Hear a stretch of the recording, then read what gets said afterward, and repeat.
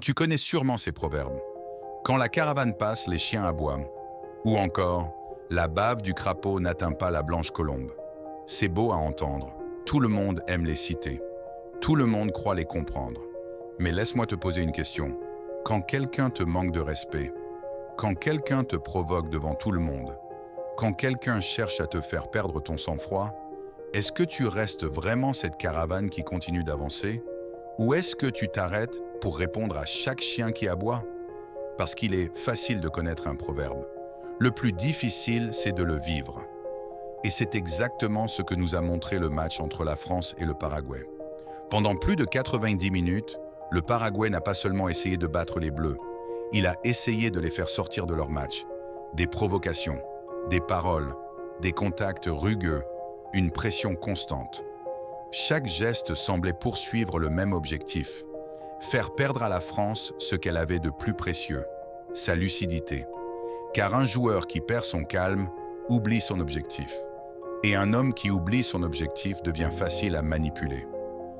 Si je te parle de ce match aujourd'hui, ce n'est pas pour analyser une rencontre de football. C'est parce que ce qui s'est passé sur cette pelouse se produit chaque jour dans nos vies. Tu n'affrontes peut-être pas le Paraguay, mais tu affrontes des collègues qui te provoquent, des inconnus sur les réseaux sociaux qui cherchent à te faire réagir, des personnes qui te critiquent, qui te jugent, qui espèrent te voir perdre ton calme. Sans même t'en rendre compte, elles jouent toutes le même match, le match de ton esprit. Il y a près de 2000 ans, Épictète enseignait déjà qu'il existe deux catégories de choses, celles qui dépendent de nous et celles qui n'en dépendent pas. Les provocations du Paraguay ne dépendaient pas de la France. Les paroles des adversaires ne dépendaient pas des Bleus. Les décisions de l'arbitre ne dépendaient pas des Bleus. En revanche, une chose dépendait entièrement d'eux, leur manière de répondre. Voilà pourquoi ce match est une véritable leçon de stoïcisme. Parce que le véritable combat ne se jouait pas seulement avec un ballon, il se jouait dans les esprits. Le Paraguay cherchait à contrôler les émotions françaises. La France devait protéger ce qu'aucun adversaire ne devait pouvoir lui prendre, sa maîtrise d'elle-même. Marc Aurèle écrivait « Tu as du pouvoir sur ton esprit, pas sur les événements extérieurs. Comprends cela et tu trouveras la force. » Ces mots ont été écrits il y a presque 2000 ans. Pourtant, ils décrivent parfaitement ce qui s'est passé sur cette pelouse. Les Français ne pouvaient pas empêcher leurs adversaires de provoquer. Ils ne pouvaient pas empêcher les coups, les paroles ou les tentatives d'intimidation. Mais ils pouvaient empêcher une seule chose, que ces provocations décident de leur comportement. Et c'est exactement la même bataille que toi et moi livrons chaque jour. Car chaque fois que quelqu'un cherche à te mettre en colère, il ne veut pas seulement te blesser, il veut prendre le contrôle de ton comportement. Il veut décider de ce que tu vas dire, de ce que tu vas faire, de la personne que tu vas devenir pendant quelques secondes. La vraie question n'est donc pas « qui t'a provoqué ?» La vraie question est « qui tient encore le volant de ta vie, toi ou la dernière personne qui t'a fait perdre ton calme ?» Parce qu'au fond, le stoïcisme n'a jamais consisté à ne rien ressentir. Le stoïcisme consiste à ressentir la colère, sans jamais lui donner le pouvoir de décider à ta place. Et tu vas voir que dans ce France-Paraguay, cette différence a tout changé. Imagine maintenant que tu sois sur cette pelouse. Le stade est en ébullition. Chaque ballon est disputé. Chaque duel est plus intense que le précédent. Tu sens la fatigue, tu sens la pression. Tu sens la colère qui essaie de monter. En face, le Paraguay ne joue pas seulement au football. Il joue avec les émotions. Chaque contact est une tentative de te déstabiliser. Chaque parole cherche à entrer dans ta tête. Chaque seconde ressemble à un piège. Et c'est exactement comme dans la vie.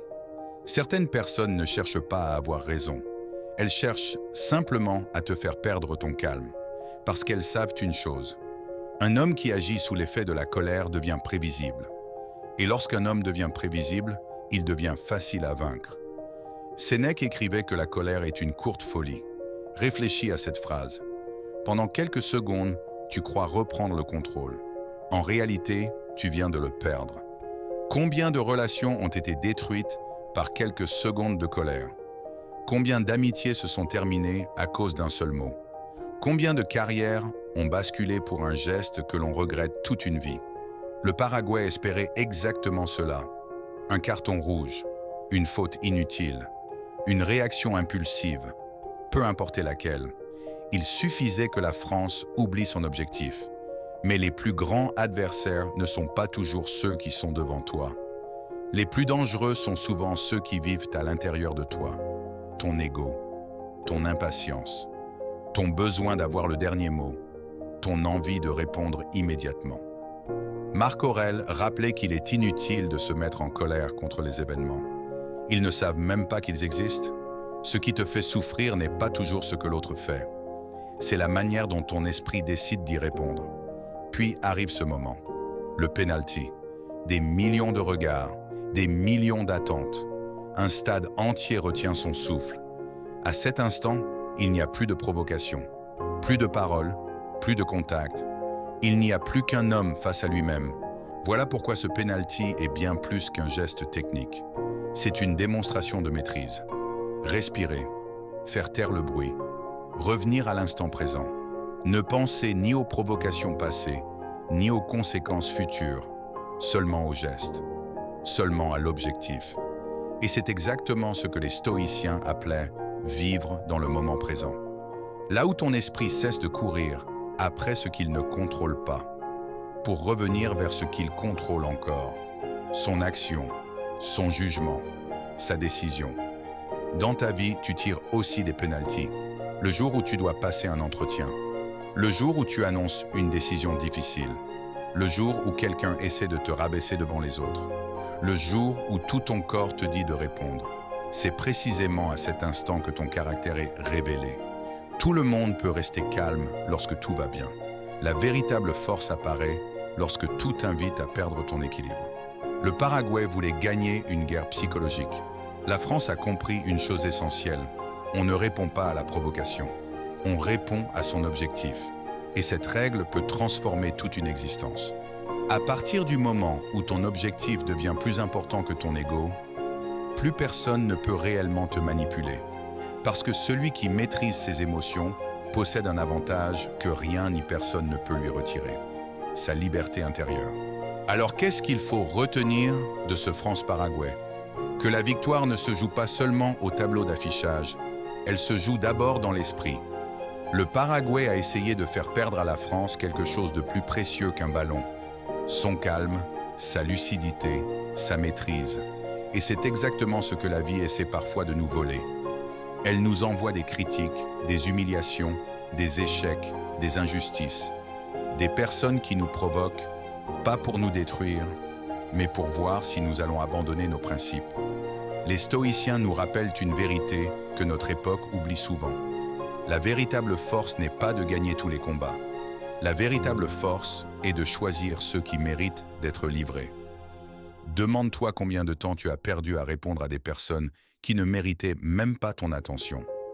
Combien d'énergie tu as offerte à des critiques qui n'ont jamais construit ta vie. Combien de nuits tu as sacrifié à ressasser des paroles que tu ne pouvais plus changer.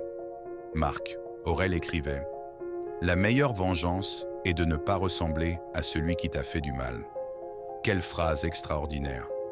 Parce qu'au fond, celui qui te provoque veut une seule chose. Te faire devenir comme lui, te faire perdre ton calme, te faire parler sans réfléchir, te faire agir contre tes propres valeurs. Le jour où tu refuses d'entrer dans ce jeu, tu as déjà gagné. Le Paraguay a tenté de faire sortir la France de son plan. La France est restée fidèle à son objectif. Et c'est cette discipline qui lui a permis de repartir avec la qualification. Imagine maintenant ce qui changerait dans ta vie si tu appliquais cette même règle. Au travail, dans ton couple, avec tes enfants, avec tes amis, sur les réseaux sociaux. Chaque fois qu'une provocation se présente, ne te demande plus comment puis-je lui répondre. Demande-toi plutôt, est-ce que cette réaction me rapproche de la personne que je veux devenir ou est-ce qu'elle m'en éloigne? À partir d'aujourd'hui, fais une promesse. Ne laisse plus une personne décider de ton humeur. Ne laisse plus une critique voler ta paix. Ne laisse plus une provocation prendre le contrôle de ton esprit. Parce que ta paix est un trésor, et chaque fois que tu réagis sans réfléchir, tu en abandonnes une partie. Souviens-toi toujours de cette image.